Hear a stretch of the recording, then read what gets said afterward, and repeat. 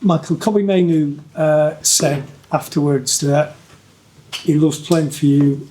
The players want to fight for you, they want to die for you. It's a bit extreme, but it shows what they think of you. And you've, however you want to dress it up, you delivered sides that have beaten Man City and Arsenal and Chelsea and now Liverpool. What do you think about doing this job for Manchester United? Because I think everyone thinks this should now be your job.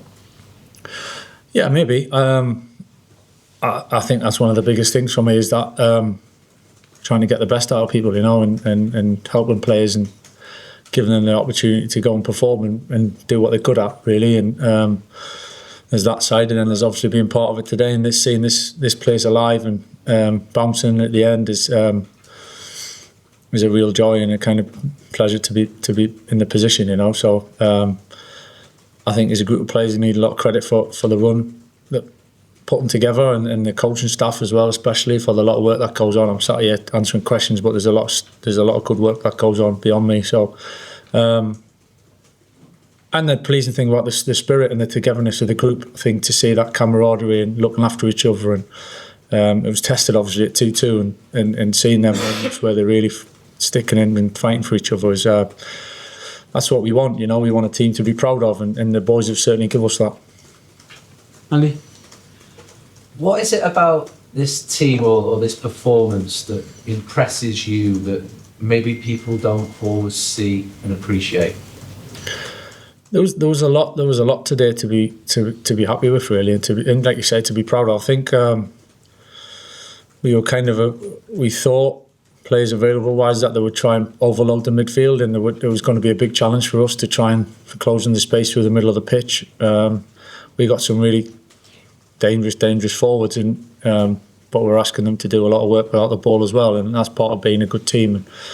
So the way we closed that space and made it difficult for them, they've got some fantastic plays and they made it difficult for us, but I thought with the way we stuck at that especially really pleased me a lot.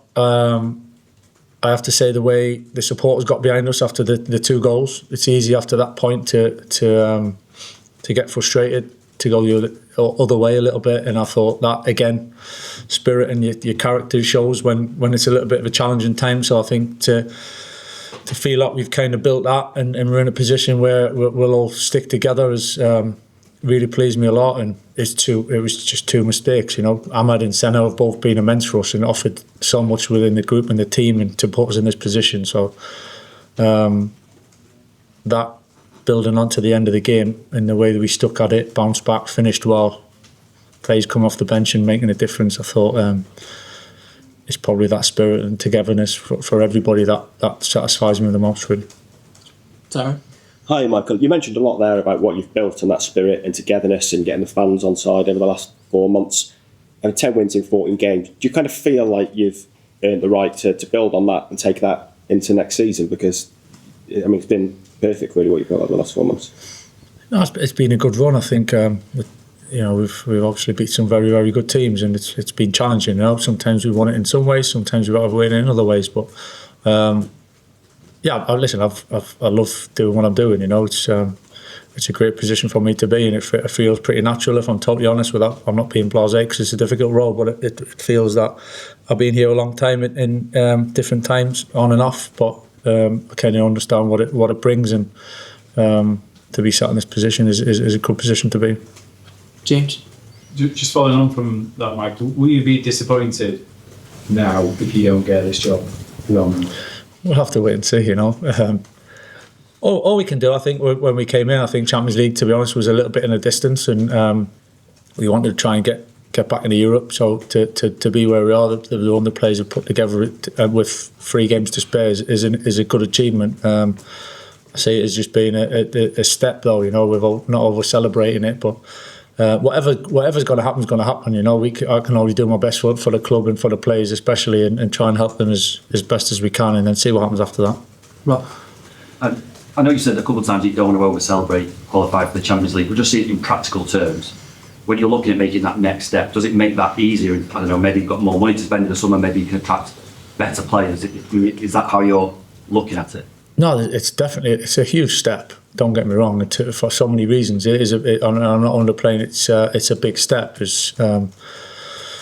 In the sense, there's signs of improvement, and being in the position now, like I say, where we are with 3 games to go, there's a lot of satisfaction that comes with that. But that can't be everything, you know. That's kind of the point I'm making. I think there's a lot of credit deserves to the staff and the players for doing that. But we want more of that, you know. We expect more of that in consistently, and that's kind of the message really of let's try and push on and keep improving. It's not just to sit back now and think, no, that was all right, that was good, we've achieved something, you know.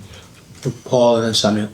Mike, you spoke about togetherness. The players clearly are quite a tight-knit group. How have you managed to develop that, or is it something that was sort of there before but need a bit more extra kind of attention? Yeah, I can only say from what I've kind of faced and seen from my own eyes, really, and ever since we came back through the doors, I think the boys have responded really well to it, and I think it comes through trust as well, and how you treat each other, and then the trust between us, and the belief certainly that I've got in them, and the staff have got in them, and we spoke about that before the game about how much belief we've got in them, and so trying to give them that confidence to go and play. Really good players, and it can be a really good team when we put things in place, and that's proved to be the case over recent months. Hi Michael, I know it's a delicate matter, but I'm sure it's in the news about Sir Alex. I mean, is there any comment that you have on behalf of the club? Oh, I haven't gotten any updates, so I don't know the latest as we stand now. I did hear about it before the game, so I was aware of it before the game. All I can say is I wish him and thoughts. So I was very kind of affected by it, you know, the news, and then we just hope he's all right. I just don't know the latest, but we hope for him to be in good shape, and we wish him all the best. I'm certainly thinking of him, and hopefully the result, when he hears about it, you know, gives him a good boost. Kobbie. Michael, Oh, yeah. if you're sort of around next summer or this next season or not, I suppose what one issue is the squad, because Newcastle this season are struggling to kind of cope with Champions League football and Premier League football, and your squad is kind of on small level. So is that something you'd kind of press on the club, regardless of what happens, that the squad needs bulking up, because you need quality also quantity?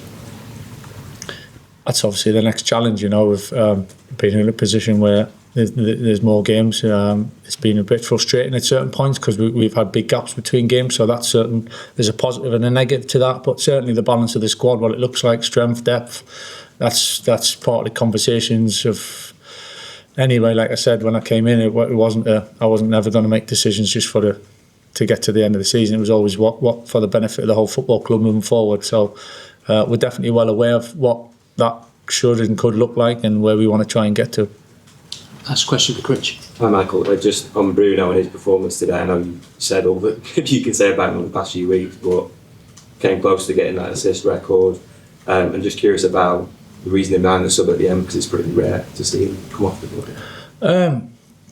To be honest, there was a minute or so to go and we thought we'd get Lenny on the pitch, and obviously Josh had came on, Pat came on, Ahmad had came on as well, and it was just there was nothing behind that apart from that. Right, thanks everyone. Right, cheers.